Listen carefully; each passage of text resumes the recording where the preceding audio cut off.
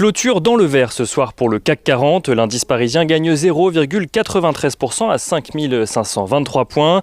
Les investisseurs qui retrouvent un peu d'espoir avec les prévisions de croissance mondiale du FMI. Celui-ci estime que la contraction en 2020 devrait ressortir moins violente que prévu, tout en soulignant l'incertitude exceptionnelle auquel les économies ont dû faire face l'année dernière. Pour 2021, le FMI se veut également légèrement plus optimiste que lors de ses dernières prévisions qui remontent à octobre dernier, notant notamment l'arrivée des vaccins dans plusieurs pays, sans oublier pour autant les variants du virus et les différentes vagues de l'épidémie qui restent des risques importants. En termes de prévisions, donc, le FMI estime que l'économie mondiale devrait se contracter de 3,5% en 2020.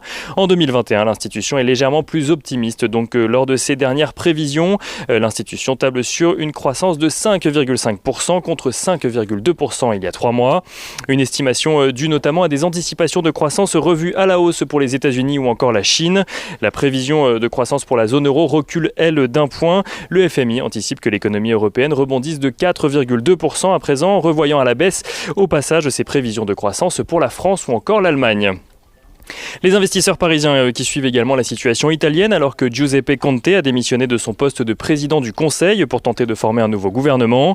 La situation aux États-Unis est également suivie en matière de plan de relance. Sur ce sujet, démocrates et républicains ont du mal à se mettre d'accord. Selon Chuck Schumer, le leader démocrate au Sénat, le plan de relance de 1900 milliards de dollars voulu par Joe Biden ne devrait pas être voté avant la mi-mars. En cause, un soutien des sénateurs républicains difficile à obtenir. Selon Chuck Schumer, toujours, ces derniers pourraient changer d'avis au moment de la fin des aides aux chômeurs du plan de relance précédent qui doivent justement prendre fin à la mi-mars. En France, les investisseurs attendent également de savoir quelle sera la décision du gouvernement face à l'évolution des variants britanniques et sud-africains. Si l'idée d'un nouveau confinement est largement relayée, Agnès Pannier-Runacher, la ministre déléguée à l'industrie, a annoncé que le gouvernement tenait à prendre le temps de voir les effets du couvre-feu avant de prendre de nouvelles décisions, laissant entendre qu'il ne devrait pas y avoir de nouvelles annonces sur le sujet avant ce week-end. Du côté des valeurs, à présent, les investisseurs ont pu suivre plusieurs publications à Wall Street. Tout d'abord, on commence avec 3M qui fait état d'une progression de son bénéfice trimestriel grâce notamment à la solide demande pour ses produits de santé. Johnson & Johnson publie de son côté un chiffre d'affaires en croissance de 8,3% au 4e trimestre. Le laboratoire compte également communiquer très prochainement les résultats de l'étude clinique sur le vaccin qu'il développe contre le coronavirus. Et à Wall Street toujours, General Electric annonce avoir dégagé un flux de trésorerie supérieur aux attentes au 4e trimestre grâce à la reprise de sa division énergie. Les investisseurs sont en revanche déçus par Verizon qui a finalement attiré moins d'abonnés payants que prévu au 4e trimestre.